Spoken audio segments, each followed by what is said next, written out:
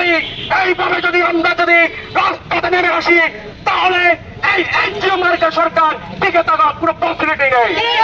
এই অশনি সংকেত খুব দ্রুত নিষেধ করে দেওয়ার জন্য আপনাদেরকে সশস্ত্র বিপ্লবের জন্য প্রস্তুতি নিতে হবে। বর্তমান সরকারের উপদেষ্টা এই নুরুল হক নুরের ঘটনার উপর জেদ ধরে বিবৃতি দিয়েছে তীব্র নিন্দা জানায় বলে। আমরা কি তীব্র নিন্দার আশায় তার কাছ থেকে আশা করি নাকি বিচারের আশা করি? 24 ঘন্টার পরবর্তী সময়ও এখন পর্যন্ত 1500 শহীদের উপর দাঁড়িয়ে থাকা ইন্টারিমের কোনো পদক্ষেপ দেখতে পাইনি। যদি ইন্টারিমের এই নিরবতা থাকে, যদি চট্টগ্রাম বিশ্ববিদ্যালয়ের ছাত্রদের উপর হামলা করার পর ইন্টারিমের চুপচাপ অবস্থা দেখা যায়, তাহলে বুঝতে হয় এটি একটি অশনি সংকেত।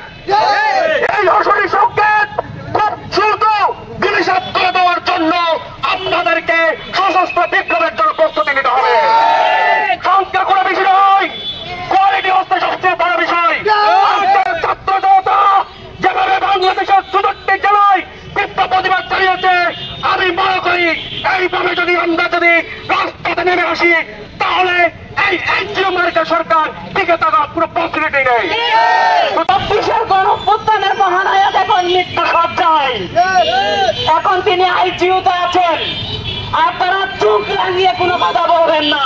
রাজধানীর যে সেনাবাহিনী এবং পুলিশ যে ভূমিকা পালন করেছিল, আমি আশা করি আমার কক্সবাজারের যত বাহিনী থেকে শুরু করে আমার আইন শৃঙ্খলা বাহিনী অনেক ভদ্র, অনেক শৃঙ্খল। সারা বাংলার বিভিন্ন অঙ্গ সহযোগী সংগঠন যেভাবে প্রতিরোধ প্রতিবাদ আন্দোলন চালিয়ে যাচ্ছে,